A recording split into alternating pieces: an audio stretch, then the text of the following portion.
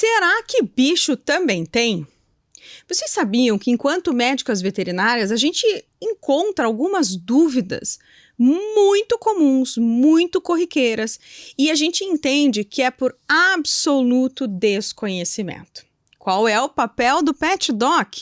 Informá-los, mostrar para vocês o que existe, com conhecimento científico, com informações corretas e de qualidade. Então hoje, eu, Patrícia Mosco, médica veterinária, já no mercado há mais de 20 anos, junto com minha host favorita, iremos falar um pouquinho mais do... E bicho também tem? Rê, conta para eles um pouquinho mais sobre isso. Então, pessoal, essas dúvidas, elas são aquelas dúvidas que pairam aonde, Paty? Em sala de espera, né, de hospitais, de clínicas veterinárias, sala de espera dos nossos consultórios. Quando a gente fala, o que você faz? Eu sou médica veterinária. Nossa, e sempre alguém tem uma historinha para contar, inusitada. E essas historinhas, muitas vezes, elas vêm como? Recheadas de dúvidas, porque jamais imaginaria que o animal, por exemplo, poderia ter diabetes. Exato. Será que bicho tem pâncreas, Patrícia?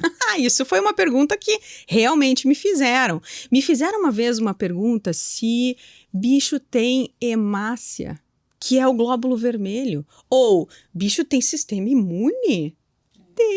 Tem sistema imune, tem muito mais. Rê, faltou você se apresentar. Eu sou Rebeca Bach, médica veterinária especializada em doenças odontológicas, atuante no mercado há alguns tantos anos. Por falar em odontologia, uma dúvida que sempre me perguntam, qual é? Ai, doutora, bicho usa aparelho? Pode colocar aparelho, fazer tratamento ortodôntico? Pode sim, pessoal, mas só em situações em que o mau posicionamento dos dentes ou a má formação da maxila e da mandíbula causam algum tipo de disfunção. Então, por exemplo, o canino inferior, quando o animal fecha a boca porque ele está mal posicionado, machuca o céu da boca, o palato que nós falamos, né? Aí sim tem, por exemplo, indicação para uso de aparelho. Caso contrário, por questão estética, não, né, pessoal? Não faz sentido a gente submeter um animal a um tratamento ortodôntico por estética, porque afinal, eles não se olham no espelho como nós. E Rê, uma dúvida assim, bem simples, que provavelmente quem está em casa tem, mas eu também tenho. E quando esses animais realmente precisam do aparelho ortodôntico, como é que faz para higienizar o aparelho? É da mesma forma que nós humanos? Então, depende do tipo de aparelho, Patrícia. Mas muitas vezes, quando a higiene é em consultório, o pessoal precisa ser anestesiado, a gente remove, higieniza e reposiciona, recoloca o aparelho. Então, depende muito do tipo do aparelho. E também a gente orienta o tutor para, quando possível, for fazer higienização em casa. Mas não é uma tarefinha tão simples, não, como é para nós. Como que o tutor desconfia que existe algo errado e que talvez o aparelho ortodôntico seja uma solução? O que o tutor tem que observar em casa? Vários são os sinais, pessoal, mas normalmente para o tutor é mais fácil observar algum desconforto na hora de se alimentar, ou animal saliva demais, né? Também é um indicativo. E quem vai indicar a colocação não é só um médico veterinário, Não. é um especialista, certo? Exatamente. Quem é esse especialista? Sou eu, uma dentista veterinária, né? Qualquer médico veterinário, pessoal especializado em odontologia, né? A maioria de nós está capacitado para fazer essa indicação e realizar o tratamento. Perfeito. Rê, já que a gente foi para a especialidade, né, a gente falou da maior curiosidade que é o aparelho ortodôntico, mas a gente já falou aqui no Pet Doc inúmeras vezes que existem direções, orientações de manejo, de cotidiano, de ações diárias relacionadas à saúde oral que são iguais à do ser humano, como, por exemplo, escovar os dentes. Sim, o pet precisa receber, porque ele não escova sozinho, né, pessoal? Ele precisa receber a escovação todos os dias, tanto cães como gatos. Isso é uma dúvida super comum. Nossa, cachorro escova dente, gato escova dente, sim. Para manutenção de uma saúde oral saudável, precisa que aconteça a escovação todos os dias. Exato. Era justamente essa frase que eu queria ouvir de você para deixar bem claro. Não é escovação uma vez por semana.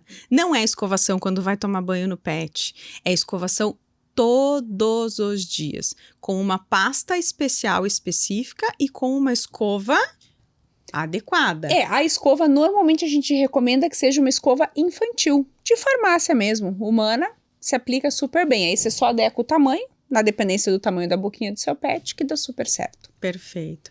Rê, tem muitas informações que causam estranheza, sabe? Como, por exemplo, quando eu passei no vestibular para medicina veterinária e eu liguei para algumas amigas contando, enfim, né, comemorando, festejando, uma das minhas amigas perguntou assim: e você sabe o que você vai estudar na faculdade? Você vai aprender a dar banho em cachorro? Ai, pois é.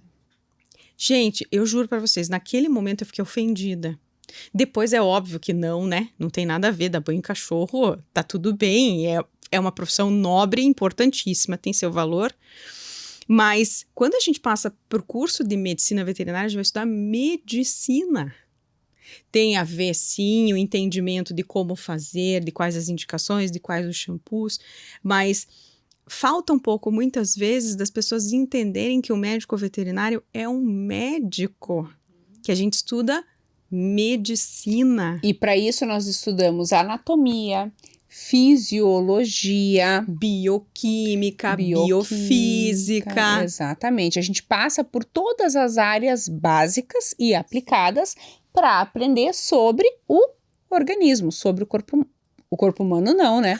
O corpo animal das principais espécies domésticas. São essas as espécies que são tratadas na faculdade, mas não é só isso, tá, pessoal? Medicina veterinária é muito mais ampla e também tem outras questões relacionadas à saúde pública, à produção de alimentos, né, de origem animal. Então, é uma faculdade muito diversificada e que exige muita dedicação. Exato.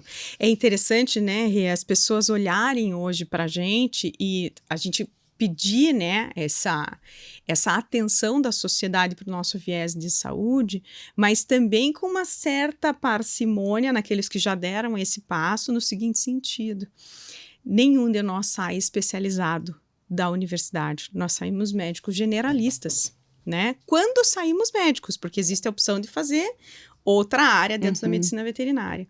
E aí sim, como na medicina de humanos, a gente precisa passar por períodos de especialização, períodos de aperfeiçoamento, para então nos tornarmos especialistas.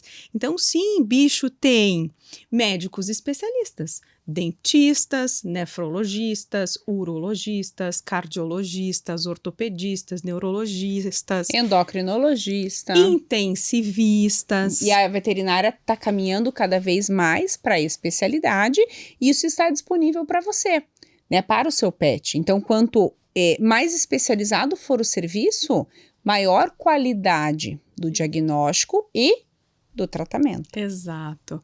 E é muito comum as pessoas perguntarem pra gente assim: mas ele tem esse órgão, né? Tem então, todos, pessoal. Ele tem pâncreas, ele tem apêndice, ele tem timo, ele tem cérebro, né? As glândulas endócrinas, eles têm absolutamente tudo. Então, sim, eles têm tudo. O que é de diferente, então, né, Rê? Existem particularidades de funcionamento, adaptações relacionadas ao número de cromossomos, à genética, à adaptação, à conformação corporal, à taxa de metabolismo, ou seja, quanta energia gasta para se manter vivo, o funcionamento interno. Tem muitas semelhanças, mas tem muitas particularidades. Então, por isso que um dentista de humanos não pode atender um paciente veterinário, por isso que um nefrologista de humanos não pode atender um paciente veterinário, e é por isso que a gente tem várias especialidades ou subespecialidades dentro do nosso campo. Da medicina veterinária. E por falar em nefrologia, doutora Patrícia, que é a sua especialidade, já falamos da minha. Sim. Tem uma dúvida muito comum, além, assim, já ouvi falar, mas cachorro tem doença renal crônica, aguda? Sim, gato. Sim. Como nós já falamos. Sim. Exatamente igual, mas tem uma pergunta que você deve ouvir com muita frequência. Cachorro, gato, pode fazer hemodiálise? Porque hemodiálise é uma prática comum para o ser humano quando aquele rim perde a sua função, né? E ele está muitas vezes na espera de um transplante, na fila do transplante, esse paciente fica em hemodiálise. Sim. Isso existe para animais também? Isso realmente é uma pergunta muito comum que geralmente vem casada com outra frase. A primeira é: tem hemodiálise para bicho? A segunda é: só hemodiálise salva. Então vamos por partes. Tem hemodiálise para bicho? Tem. E o que é a hemodiálise? É o ato de você tirar o sangue de dentro do corpo do paciente, não todo, né? Um pequeno volume, passar por uma máquina para limpeza, tirar todas as toxinas e devolver para o corpo daquele indivíduo. Então, esse processo de remoção, limpeza, devolução acontece tanto em humanos quanto animais. E a máquina é exatamente a mesma. Então, o que a gente adapta? A gente adapta o tempo, a gente adapta o circuito, ou seja, o tamanho da linha que tira o sangue do corpo, leva até a máquina, a composição do líquido que é trocado com o sangue, tem particularidades, mas sim existe. E um segundo ponto, não é só a hemodiálise que salva. Né? Existem especialistas em doenças renais que olham para o corpo como um todo e para o rim com inúmeras funções. E aí, quando esse especialista, ele diz que tentou equilibrar tudo e não deu certo, e ele indica a hemodiálise, aí sim você pode acreditar que essa é a melhor opção para aquele momento. Mas tem que ser um especialista para fazer a indicação. E sim, para fazer o acompanhamento do tratamento, né? Então, sim, tem hemodiálise. Mas tem uma curiosidade ainda mais legal, eu acho, Rê, que eu vejo as pessoas sempre se chocando um pouco. Sabe quando os humanos têm pedra no trato urinário? As pessoas geralmente chamam de pedra no rim, porque nós, humanos, fazemos muitas pedras nos rins. Os animais é mais comum fazer pedra na bexiga, né? Mas quando faz pedra no rim, o que o humano, via de regra, espera? Que ele vá para um equipamento de laser, bombardeia pedra, para a pedra virar pozinho, e se coloca um catéter, que vai do rim até a bexiga, para o pozinho descer. E a pessoa fica com esse catéter, né? Então, é bem comum isso nos humanos. E nos animais, isso também existe. O laser que bombardeia nos animais geralmente não é usado para o rim. É usado lá para a uretra, ou às vezes para o ureter. Nos humanos é bem comum no ureter e no rim. Nos animais não tanto. Mas a colocação do catéter, sim, é bem comum, especialmente em gatos. Bacana. Paty, ainda na tua área, né, existe uma alteração que acontece muito nos teus pacientes doentes renais, e eu também já ouvi essa dúvida, né, de clientes, de tutores, sobre a pressão arterial. Isso é tão lindinho. Eu adoro. Alterações de pressão, elas acontecem em animais, assim como em seres humanos. Nem sempre tem as mesmas causas. Por isso que é importante, quando há alteração de pressão, que o médico veterinário investigue a causa da alteração de pressão, porque o tratamento está relacionado a isso. Mas é importantíssimo que se avalie pressão arterial. E não só no paciente que tem doença renal, porque rim e pressão estão relacionados, mas na anestesia, no check-up de todos os anos, no paciente com doença cardíaca, no paciente com doenças endócrinas. O ideal mesmo é que a gente crie o hábito de avaliar a pressão arterial dos nossos pacientes, assim como avaliar a hidratação, a cor da mucosa, a frequência cardíaca, a temperatura retal, né? É um parâmetro vital extremamente importante. Só que a gente não faz exatamente do mesmo jeito que se faz em humanos, né? Com esteto, que coloca aqui para ouvir o som do pulso, e aquele manguito que a gente infla e aperta o bracinho. Então, o manguito que aperta o bracinho, ok, é igual, mas a gente, via de regra, não consegue ouvir por causa do tamanho do pulso com o esteto. Então, a gente usa um outro aparelho que emite um sinal sonoro, que é o Doppler vascular, que os humanos usam para ver se tem trombose, né? Faz o Doppler das veias, geralmente da perna. Nós usamos para ouvir esse pulso e aí sim estimar a pressão arterial. Então, eles têm pressão, eles precisam fazer avaliação de pressão, e eles precisam fazer avaliação de pressão como um parâmetro de saúde normal, como todos os outros animais humanos. Exatamente. E nessa questão de diagnóstico, né, que a pressão arterial ela faz parte, né, de um diagnóstico, um auxílio diagnóstico em diversas doenças. Existem os exames, né, pessoal, complementares. E a gente tem, ainda bem que hoje na veterinária, em 2025, uma gama enorme de exames disponíveis. Então, sim, a gente faz hemograma, exames bioquímicos, colesterol, triglicerídeos, né, análise de função renal, função hepática, os hormônios. Existem doenças endócrinas, hipotiroidismo no cão, que é mais comum, hipertiroidismo, que é mais comum no gato, que é o contrário do hipotiroidismo, hiperadrenocorticismo, parece um palavrão, né? Mas é uma doença causada pelo excesso de cortisol, né? Que uma doença muito comum. Exato. Então, assim, a gente tem disponível vários exames, os PCRs para detectar os agentes infecciosos. Existem várias doenças infecciosas que acometem os cães e os gatos. Além disso, exames de imagem, Patrícia. Ressonância e tomografia. Exatamente. Eles fazem ressonância e tomografia.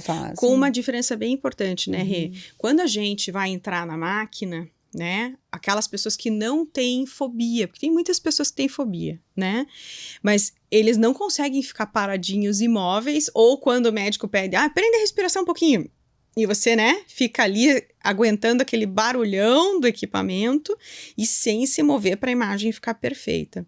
A gente não consegue a colaboração deles nesse nível. Então, esses exames, eles existem, eles são muito importantes, trazem muitas informações valiosíssimas, mas eles precisam ser feitos sob sedação. É anestesia, na verdade. Anestesia, não é nem né? sedação, é verdade. É anestesia porque eles precisam ficar 100% imóveis dentro do tubo para que as imagens que sejam ali coletadas sejam as mais reais possíveis. E a anestesia, sim, pessoal, é segura. Tá? Hoje a gente dispõe de muitos recursos de medicação, de monitoração, preparo dos anestesistas, né, que traz segurança a esses procedimentos. Rê, pensando aqui, né, não só em diagnóstico, mas em tratamento, né, eles fazem endoscopia, cistoscopia, rinoscopia, que é o exame a endoscopia da via respiratória. Vaginoscopia, que é o da vagina. Otoscopia, que é o da orelha. E colonoscopia também. Colonoscopia também. Muitos animais, pessoal, têm otite crônica. Com certeza aí, você que está ouvindo a gente já teve ou já ouviu falar, conhece algum pet que tem muito otite. Importante que um especialista acompanhe, muitas vezes precisa fazer a otoscopia, que é colocar uma câmerazinha dentro do ouvido e entender o que está acontecendo lá dentro. E isso é muito legal, até da gente explicar para quem está em casa por que isso é tão importante na veterinária. Porque existe uma particularidade anatômica, né? Sim. Então, nós seres humanos, na nossa orelha, o canal até o tímpano, ele é praticamente um canal reto, né? O orifício externo, então esse buraquinho que a gente vê, até chegar no tímpano é um canalzinho reto. De cães e de gatos é um canal em L. Então, a gente entra de cima para baixo, faz uma curva, para daí o orifício, né? Aliás, a entrada não é entrada, ali é o tímpano, já é a divisão, né? Da orelha externa com a média. Então, ali, para a gente conseguir enxergar realmente o que está acontecendo, muitas vezes a gente coloca o otoscópio, que é aquele aparelhinho de avaliar, e tem que tracionar para baixo para conseguir enxergar o fundinho. Só que em paciente que está com o ouvido muito inflamado, ou às vezes, sabe quando a pele fica grossa de tanta inflamação? Quando a pele está muito grossa, assim, eu não tenho maleabilidade para enxergar. Então, eu preciso entrar com um caninho, uma câmera na ponta, para fazer essa voltinha e enxergar o que está acontecendo lá no tímpano, já na entrada da orelha média. Muitas vezes o tímpano está perfurado, já tem contaminação dentro, já tem quase, ou já acontecendo, né, o avanço para a orelha interna, que faz parte do cérebro. Exatamente. E a gente pode ter consequências muito graves, inclusive com sinais neurológicos. Sim. Podemos até fazer um episódio só sobre doenças do ouvido, né? Exatamente. E UTI, doutora Patrícia? E UTI existe. suporte de terapia intensiva, intensivismo existe. Existem muitos pacientinhos que ficam internados em unidades de terapia intensiva, cheio das sondas e dos aparelhos. Então, sabe aquelas bombinhas que ficam apitando do soro, da medicação, do monitor cardíaco, do monitor de oxigenação, do monitor de respiração? Muitos animais ficam acoplados a todo esse sistema de monitoração para que a gente, que é médico, consiga interpretar a evolução dos sinais e entender se esse paciente está estável, se esse paciente está piorando, se esse paciente está melhorando. Muitas vezes eles estão inconscientes, eles fazem pré-coma, eles fazem coma. E aí, quando eles estão nessas condições, eles usam respirador. Então, eles podem ter uma máquina, assim como para nós, que auxiliem eles no processo de respiração, durante o curso da doença. Eles usam sondinha de oxigênio. Não é aquela que encaixa no narizinho igual a gente, né? Mas é uma sondinha que a gente coloca mais ou menos 1-2 centímetros para dentro do nariz e às vezes tem que dar um pontinho, colar é mais comum, né? Deixa coladinho para que eles recebam oxigênio. Alimentação, sonda de alimentação. E a sonda de alimentação, né, Rê? Pode ser pela narina, pelo esôfago ou pelo estômago. Exatamente. Falando em UTI, né, cuidados intensivos, vamos falar um pouquinho de procedimento cirúrgico, Patrícia. Pessoal, uma infinidade de opções, né? A gente opera tudo, né? Desde a boca até o finalzinho, né? Membros, coluna, muita cirurgia de coluna, eles têm muita hérnia de disco, muitos problemas envolvendo coluna que comprometem a capacidade locomotora, a gente já teve episódio falando aqui sobre isso. Existe cirurgia cerebral também, encefálica, né? Que mais? Existe, pessoal, cirurgia já por videoscopia, que são as toracoscopias e as laparoscopias, né? A minha cachorra fez castração por laparoscopia, por videolaparoscopia. Né? Então, ela não tem nenhuma cicatriz, nenhum corte, colocaram os acessos, né? Assim como faz para o ser humano, dentro do abdômen, removeram os ovários, né? E ela está castrada. Fazem isso para retirada de massas, de tumores, para biópsias, né? Biópsias. Então, em determinados hospitais veterinários, esse recurso já está super disponível, né? E na mão de pessoas experientes, preparadas. E sabe todo aquele pós-operatório que muitas vezes em ser humano, pensando bem na cirurgia de coluna, né, Rê? Que a pessoa fica ali com dificuldade locomotora no pós, precisa aguardar um tempo de recuperação, precisa de fisioterapia, de acupuntura, de medicação, de desmame de analgésico. Tudo isso eles fazem. Tudo isso eles fazem. É muito interessante, né, a evolução que a gente teve na analgesia. A gente tem analgesia local, inserção de sondas, bomba de infusão com medicação que fica pingando gotinha a gotinha para o efeito ser prolongado, ser duradouro, ser intenso. Então, a gente tem sim avanços em qualidade de suporte às enfermidades mais graves muito grande. Nesse sentido, pessoal, de coluna, problemas de coluna, alguns animais não conseguem, operando ou não, né, retomar a mobilidade dos membros pélvicos, né, que são as patinhas de trás, e eles podem fazer uso de cadeira de roda. Isso é mais comum, tenho certeza que todo mundo já viu uma reportagem, já cruzou com um cachorrinho desse na rua, usando cadeirinha de roda. Então, tem empresas que fazem isso extremamente sob medida. E esse é o ideal, né, Rê? Mas assim, se você der uma buscadinha no Google ou no Mercado Livre, gente, você acha cadeira de roda para vender. E de todos os tamanhos, né? O ideal é fazer sob medida, porque aí você tem uma certeza de que a adaptação vai ser mais fácil. E cirurgia cardíaca? Rebeca, isso eu acho fantástico. Isso é uma dúvida muito comum. Eu vou dar um passinho para trás, Rê, antes da cirurgia cardíaca. Nos métodos diagnósticos cardíacos, né? O mapa, que é aquela forma de avaliar a pressão arterial ao longo de 24 horas, não tem como fazer. Quem já fez o mapa sabe que quando o aparelhinho dá aquela bipada lá, você tem que parar, botar o braço para baixo e ficar quietinho.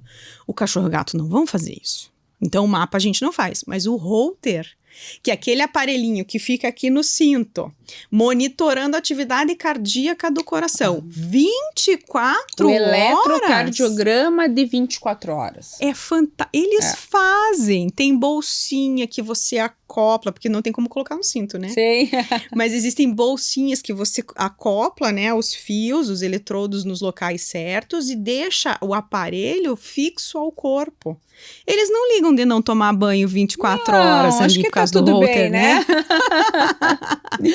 E eles fazem, então, a avaliação, a monitoração da atividade elétrica cardíaca por um dia inteiro. Eu acho isso fantástico. É maravilhoso. E os ecocardiogramas, né, que são os exames ultrassonográficos do coração, os aparelhos, os equipamentos, hoje são maravilhosos, muito tecnológicos, e os animais dispõem desse recurso, é muito bacana. Quando eu comecei na medicina veterinária, eu comecei em 1998, gente, imagine, né? No milênio passado, né? Nem século passado, no milênio passado. A cirurgia cardíaca era algo, assim, absurdamente inusitado, muitas vezes experimental, né? E nesses 20 e tantos anos, quase 30 anos que eu já tenho de medicina veterinária, a gente teve um salto gigantesco. De animais que usam marca-passo, de animais que fazem a colocação de próteses, de retirada de massas de tumores, retiradas da capinha do coração, que é o pericárdio, por causa de acúmulo de líquido ou de tumores. Então, é muito interessante como isso evoluiu, né? E tá uma área que segue avançando muito, né? A cardiologia, que a todo momento existe alguma cirurgia que está sendo realizada de maneira mais segura pelos médicos veterinários especializados. Então, depende da doença cardíaca, sim, existe recurso de correção cirúrgica. Então, se você está em casa, tem um pet, né, recebeu um diagnóstico de uma doença estranha, diferentona, fez um paralelo com os humanos. Não, mas em humanos, a minha tia teve isso, a minha avó teve isso, meu pai teve isso, fez aquilo. Pergunta para o teu médico veterinário, porque pode ser que exista esse recurso também, pode ser que esse recurso não seja tão difícil assim de ter acesso e que talvez esse animalzinho, ele seja absurdamente beneficiado com essas tecnologias. Então, sim, a gente teve avanços muito grandes nos últimos anos e, graças a Deus, fez com que a medicina veterinária trouxesse a oportunidade de qualidade de tempo de vida muito aumentado para os nossos animaizinhos, que hoje são membros das nossas famílias. Exatamente. Outra área que teve muito avanço, doutora Patrícia, foram as próteses, né? As órteses, sim. as próteses, né? Então, no âmbito da ortopedia, as próteses totais de quadril, que antes também era bem desafiador. Hoje, um animal que tem displasia coxofemoral grave, avançada, pode dispor desse recurso. As cirurgias ortopédicas das mais diversas naturezas também estão muito avançadas, né? Com relação a isso, é bem interessante porque eu vivi, né, essa necessidade com um dos meus animais. E eu tinha, na época, um cão imenso, ele tinha quase 100 quilos, na verdade tinha 100 quilos já. Ele já estava com 100 quilos, então é enorme, né? E ele precisava de uma prótese da articulação do quadril com a perna, então da articulação coxofemoral, né, então da bacia com o fêmur. E para um cão tão grande, eu precisava de uma adaptação de uma prótese, porque existem próteses para animais de diferentes portes e tamanhos, mas eu precisava de uma adaptação das próteses já adaptadas para a veterinária, porque ele era muito fora do padrão. E a gente conseguiu com que a empresa que fabricava as próteses fizesse uma prótese sob medida para ele. E acabou que não deu tempo da gente usar a prótese, a doença que levou a essa complicação acabou levando ele embora antes, né, do tratamento. Mas para exemplificar que existe o recurso. E isso traz, pessoal, muita qualidade de vida, porque quando a gente fala de doenças que interferem na locomoção, normalmente são doenças que causam, além da limitação, né, de locomoção, muita dor.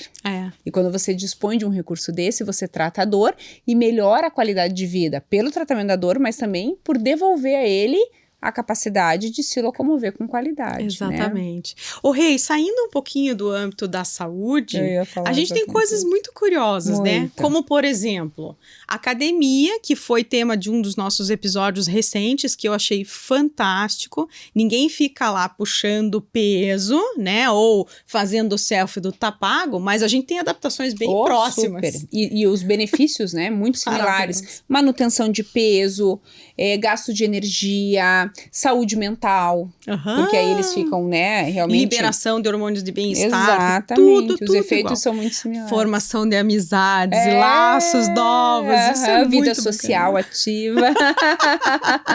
E olha que tem alguns cães, eu ia falar que eles não têm rede social, mentira, né, porque tem vários pets que têm rede social e aí eles trocam figurinha, né? Exatamente. Eles só não pegam na mão pra fazer o selfie, mas a foto do tá pago tem, né? E além da academia, pessoal, espalhado pelo país, vários spas, né, que o animal vai lá, tem o furô, toma um banho relaxante, acho que tem cachorro que tá 1000 anos-luz na nossa frente. Nossa, tem alguns que eu sinto inveja, gente. Eu também, né? Próxima encarnação, quero vir um cachorrinho desse tipo. Vamos no salão toda semana, né, mantém ali o pelame em dia, então assim, é um universo, pessoal, é um mundo novo, né, e que bom que eles podem dispor, né, de tanto cuidado, de tanto carinho, lembrando sempre que, né, pessoal, o que eu e Patrícia falamos e repetimos, a importância de se conhecer e respeitar as particularidades de cada espécie. Exato. Né? Uma outra coisa bacana, Paty, a gente comentar que sai um pouquinho dessa questão de cuidado e bem-estar, a famosa guarda compartilhada. A gente teve vários avanços no direito animal. No direito, a possibilidade deles viajarem dentro de cabine de avião. Exato. Começou pequenininho, então até 5 quilos, agora, né, já temos leis que normatizam que animais mais pesados, que animais maiores sejam, né, de apoio emocional, possam viajar dentro das cabines. Aí, nesse sentido, o judicial tem a questão da guarda compartilhada. A gente fala aqui de família multiespécie. E, infelizmente, muitos casais se dissolvem e fica o pet no meio do caminho, ou os pets no meio do caminho. E faz como? Se é o amor dos dois, né? Aí tem que ter um apoio, muito se não for algo consensual, precisa ter um apoio legal para entender como que vai ficar essa dinâmica da guarda dos pets. Inclusive, não só da guarda por cuidado, mas por custo também. Exatamente, porque a gente falou de um monte de evolução aqui para vocês, mas obviamente que tudo tem um custo. Exatamente. Tem um caso, né, que você contou uma vez no Pet Doc, mas eu acho legal contar de novo, que é de um paciente seu que tinha o próprio cartão de crédito. Sim, era o cartão de crédito destinado para os gastos dele. Né? Então o casal se separou e aí eles chegaram lá num acordo que aquele cartão então ficaria disponível só para os gastos do cão, né? E aí quem pagava a conta era o pai, né? Mas aí só dos gastos destinados ao pet. Isso é fantástico. E eu acho fantástico a gente partilhar com os nossos ouvintes o mundo que se abre de possibilidades em termos de inserção com novos papéis sociais, com um novo papel na família, possibilidades de embelezamento, mas especialmente de saúde, de aumento de longevidade. Mas eu acho que para encerrar esse nosso episódio, a gente precisa lembrar e finalizar com o conceito de humanização, porque a gente acha muito legal, muito lindo, muito inusitado, mas a gente também tem que entender que existem momentos que a gente chega ao limite. E é isso que o Pet Doc traz. Quando a gente fala bicho é bicho, a gente quer dizer que bicho tem muita coisa parecida com a gente, mas eles não são gente. Por isso que a gente completa a frase, gente é gente. Mas aí, bicho e gente é família. Por quê? Porque o que a gente tem na família, além de um amor imensurável? O respeito. Exatamente. Né? Então, quando a gente fala de todas essas possibilidades, a gente quer lembrar vocês que sim, é muito importante a gente buscar recursos, mas a gente nunca esquecer de que o limite sempre será o respeito. Exato. O respeito ao sentimento, o respeito à necessidade, o respeito às possibilidades. Exatamente. Cada família tem que avaliar isso dentro do seu contexto social, emocional, financeiro e entender que recurso existe, mas também precisa ter programação familiar, Exato. para que você possa ofertar o melhor para o seu animal, dentro daquilo que a espécie e que as particularidades deles exigem. Exatamente. Cuide do seu filho, ame o seu filho, chame de filho, tá tudo bem. Só não esqueça que apesar dele ser seu filho, ele continua sendo bicho. Exatamente. E nós cumprimos mais uma missão, que é compartilhar informação com vocês, para que vocês conheçam mais desse mundo da medicina veterinária, desse mundo pet. E se você tem aí histórias inusitadas para contar para nós, depoimentos de situações do seu pet em relação a acesso a muita tecnologia voltada, né, para a saúde, compartilha com a gente, para a gente poder aí disseminar essas informações e muitas vezes que a gente até desconhece, né, Paty? Porque é um mundo realmente que segue em plena constante evolução. E a todo vapor. A todo vapor. Então, muito obrigada por estar conosco mais esse episódio do Pet Doc. E também, Patrícia, vamos agradecer quem? A MSD, que falando em tecnologia, falando em desenvolvimento, a gente fala de uma empresa que não só é grande apoiadora do Pet Doc por mantermos a mesma ideologia, mas também, especialmente, por ser uma empresa que investe em tecnologia, em evolução e melhor qualidade de produtos seguros e de longas ações para o seu pet. Bravecto, Excalibur, Defensa, existe uma infinidade de produtos que vão manter o seu pet saudável por mais tempo. E por que tudo isso, Paty? Porque bicho é bicho. Gente é gente. Mas bicho e gente é família. Boa noite, pessoal.